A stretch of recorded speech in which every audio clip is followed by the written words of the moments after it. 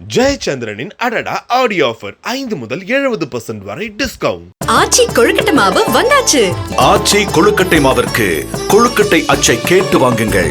நலம் காக்கும் ஸ்டாலின், உங்கள் குடும்பத்தின் நலன் அரசின் பொறுப்பு. கட்டணமில்லா மருத்துவ சேவைகள்.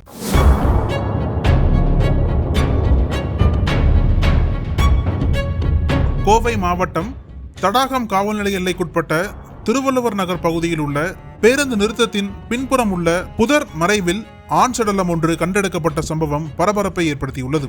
இப்பகுதியில் கடந்த சில நாட்களாக துர்நாற்றம் வீசி வந்ததை அடுத்து அருகில் வசிக்கும் மக்கள் சந்தேகத்தின் பேரில் சென்று பார்த்தபோது புதர்களுக்கு இடையே சடலம் இருப்பது தெரிய வந்தது.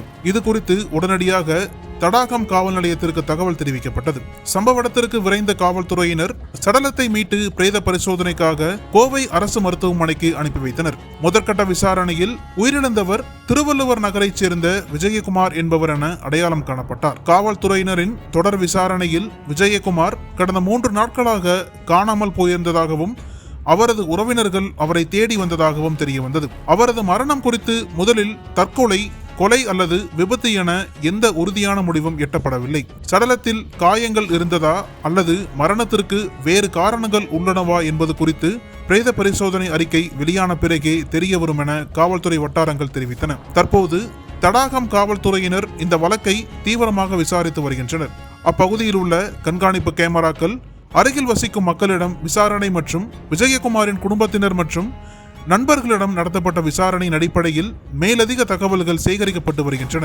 இந்த சம்பவம் திருவள்ளுவர் நகர் பகுதியில் பெரும் அதிர்ச்சியை ஏற்படுத்தியுள்ளது. தடாகம் காவல் நிலையம் கோவை மாவட்டத்தின் முக்கிய புறநகர் பகுதிகளில் ஒன்றான தடாகம் பகுதியில் பொது பாதுகாப்பை உறுதி செய்யும் பணிகளை மேற்கொண்டு வருகிறது.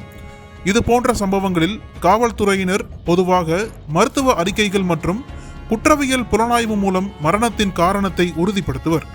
பொதுமக்கள் இது போன்ற சந்தேகத்திற்கிடமான சம்பவங்களை உடனடியாக காவல்துறைக்கு தெரிவிக்குமாறு அறிவுறுத்தப்பட்டுள்ளனர்.